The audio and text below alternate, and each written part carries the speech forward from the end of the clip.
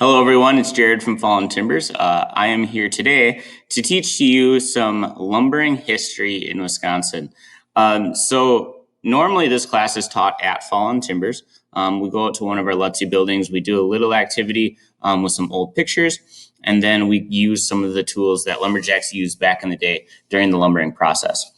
Because we don't know of how many students are going to come here yet this year, we're turning this class into a virtual PowerPoint so that we can still be able to provide this class to a lot of our students. So the cool opportunity that we have to do this now allows me to be able to show you over 100 pictures from the 1800s in this lumbering process in Wisconsin. The students that would come here normally wouldn't see all these cool pictures. So this is a pretty unique opportunity to be able to do that. We are going to go through a couple different parts to this class. There's 3 parts. Part number 1, this one, is going to be the introduction into lumbering history, kind of why it was happening in like the lumberjack lifestyle. We're going to talk about in number 2, the process of lumbering. So it's going to be a get up and move activity where you'll be able to put pictures in the correct order for how the lumbering process happens. And then finally, in part 3, we're going to talk about the aftermath of like what happened after this lumbering process happened in the 1800s, because there's some bad things and some good things that happened as well. All right, so a couple of things. So did you see that stop sign pop up in that top left-hand corner over here? So when that stop sign pops up, I'm either going to have you do an activity or answer a question or have a short discussion with some people around you about something that's happening in this PowerPoint. All right. This is part 1. So you see the part 1 pop up down there in the bottom. So you're starting exactly where you need to. If you're looking for part 2 or 3, this is not the video for you. So you're starting in the correct place, and I think we will get started right now. So let's make my face smaller here so you can see the picture a little better. All right, so let's talk about why this was happening. So this is a world map. All right, in the 1800s, 17 to 1800s, there's a lot of people that were moving from this area here in Europe and coming over to the Americas. Some people came through the St. Lawrence Seaway right here and settled in Wisconsin, where we live today. When they got here, they wanted to start building houses. They wanted to start building houses, towns, and everything like that. So they started building these buildings. All right, those previous 2 were houses, and then this is a little shop or a business that they were starting to build.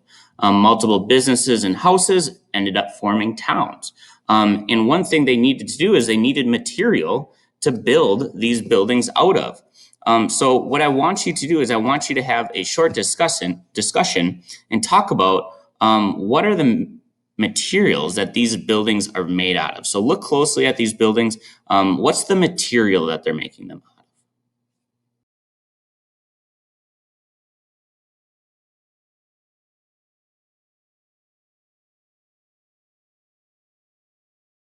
All right, so if you look closely, they are all being made out of wood.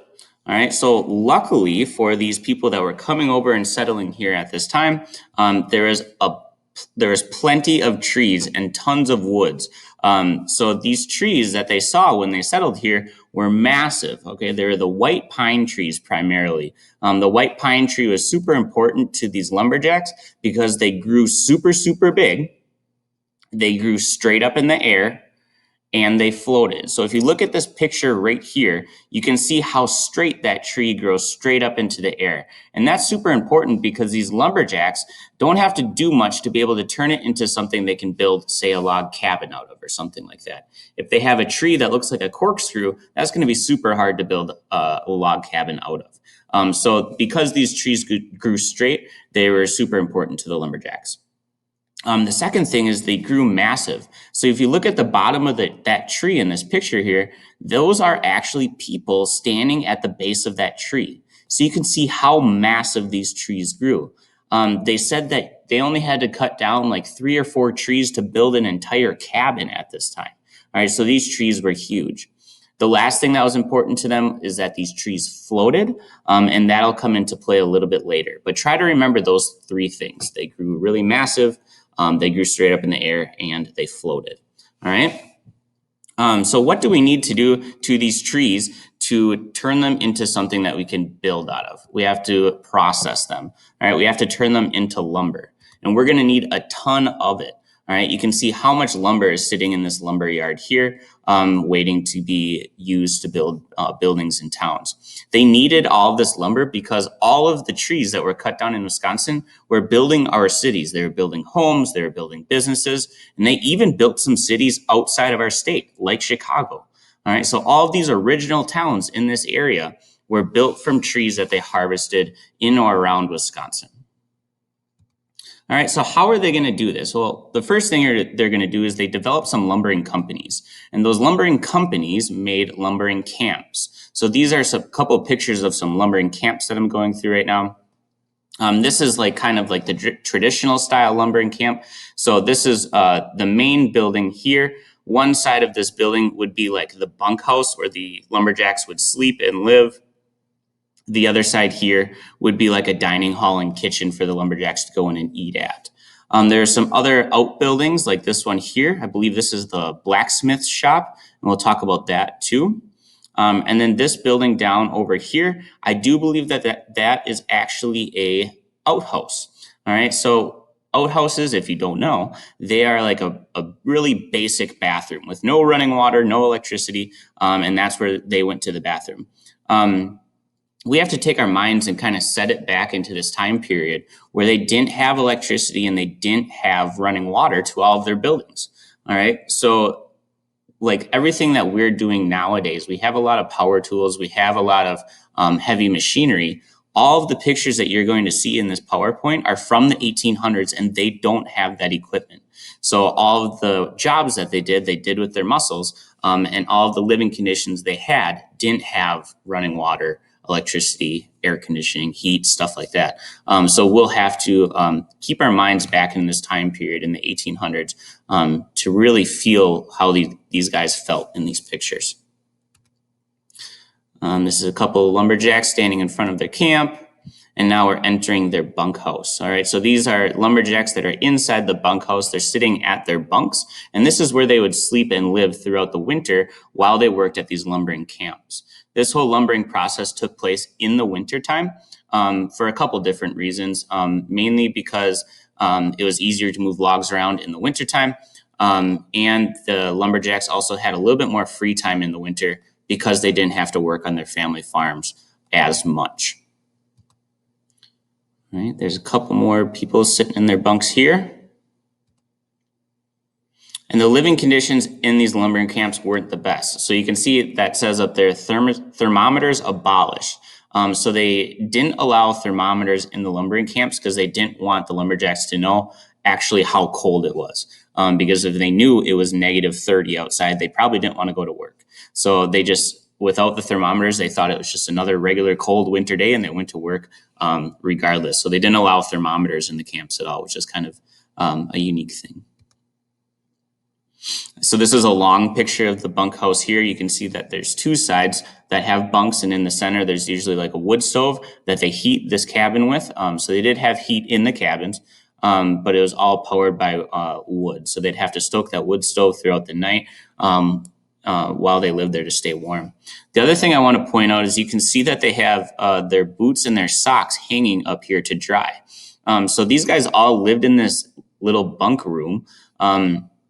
And in that bunk room, they were responsible for drying their equipment to be able to go out in the woods and work the next day and be comfortable. But if you can imagine like 40 men sleeping in a room this size and all trying to dry out their stinky boots and socks at this time, it wouldn't be a very good smell in there at all. So the living conditions weren't the best.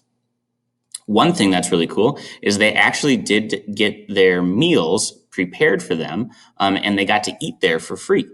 So they also got to stay there for free. It's called getting your room and board covered.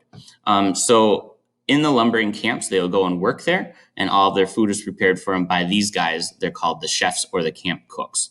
And these chefs or camp cooks would prepare their breakfasts, their lunches, and their dinners. A lot of the foods that they ate at this time, like for breakfast, were called flapjacks. Flapjacks are basically pancakes. And then for lunches, they had their food brought out to them in the swamps where they were working. And then for dinner time, they got to sit down at a table like this, and this is where they would eat dinner. One unique thing about the dining halls is that there's no talking at the table until everyone was done eating. The reason for that is because if you've ever like gotten hungry and you were so hungry that you started to get a little crabby, that's how these guys were. They just worked really long, hard days, and they couldn't talk before they ate because the chefs realized that if they talked before they ate, they would just get into arguments and start fights because they were like grumpy hungry. So they didn't allow talking before eating at the table. But after they were done eating, they would all sit around, play some cards, like you can see the guys in the middle there doing, sing songs, tell stories, whatever they wanted to do, until about 9 o'clock, and then they would go to bed so that they make sure that they had a good night's sleep and be strong, hard workers for the next day. These guys worked long, hard days. They worked 6 days a week, so Monday through Saturday, and they worked as long as the sun was up. So they were working right away in the morning when the sun came up, and they didn't stop until the sun went down. So it was a long, hard day at work. So they definitely took a little bit of time in the evenings to play cards and tell stories and stuff like that. And again, up on this pole here, you can see them drying their socks out. That was a common theme because who wants to wear wet socks the next day? That's not comfortable. Like I said, they worked Monday through Saturday, so they had Sundays off, and that's their time to kind of wash their clothes finally for the first time that week. So that's kind of gross. But the reason they wash their clothes is to get rid of the stink that they accumulated throughout the week. But then also they had to get rid of, as this says here, reduce the vermin. That means like little bugs and stuff, like gray legs, as they called them, or lice. Is what we know them as. So they had to get rid of all that stuff because they lived in such tight living conditions. Lice was actually fairly common, as well as bed bugs in these camps. So they would definitely take time to wash their clothes and stuff like that. Sundays were their time to go visit their families if they were close enough to them. But a lot of the times these lumberjacks weren't close enough to go visit their families throughout the winter time. But they would make sure to get the money that they're making back to support their families throughout this time. This is another picture of the lumberjacks on Sunday, and this is a guy over here getting his beard shaved, I believe, as well as some other guys in line for a haircut by this young guy over here. And again, you can see the boots and the socks hanging up here, drying for the rest of the week. All right, there's another guy that lives in the camp. Like I said, the blacksmith. Blacksmiths were super important. They worked in a blacksmith shop, and they made all the tools for the lumberjacks. So blacksmiths take metal, and they put it in a really hot oven called a forge, and they heat it up until it's glowing like white or yellow. Once it's glowing that hot, if you hit it with a hammer, you can form different shapes. The different shapes of metal form the tools that these lumberjacks would use at this time. So it'd be anything from like hooks to push poles, pickaxe type tools. Some of them were more for like working with horses. These ones in the top right corner over here, those ones were for hammering like stamps into logs so that you would know whose log is whose once it got down to the end of the process that we'll get to in a little bit. All right, this is a picture of the lumberjacks sitting around, a couple tools in their hands. One question that I always get from students is, why do the lumberjacks look so grumpy? Now, the reason that lumberjacks look so grumpy is because of the cameras that they had at this time. So the cameras took a really long time to take a picture. So what they had to do if they wanted to get their picture taken is they had to sit super still, and they kind of had to just stare at the camera. If they moved at all, their face became blurry in the picture. So what I want you to do is just take a second, look in this picture here. Can you find the guy that didn't sit still enough for the picture?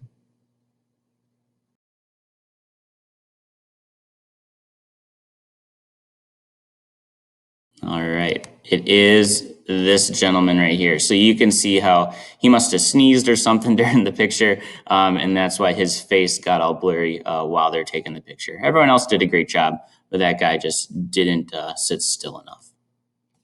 And then here's a picture of some people standing around the lumbering camps. So this is the end of part one. So I'll make my face big again. So this is the end of part one. In the next part, we are going to go over the lumbering process, which means that we are going to actually do an activity where you get to get up and move around, or at least be able to arrange some pictures in the correct order. So this is the end of part one, and I will see you in part two.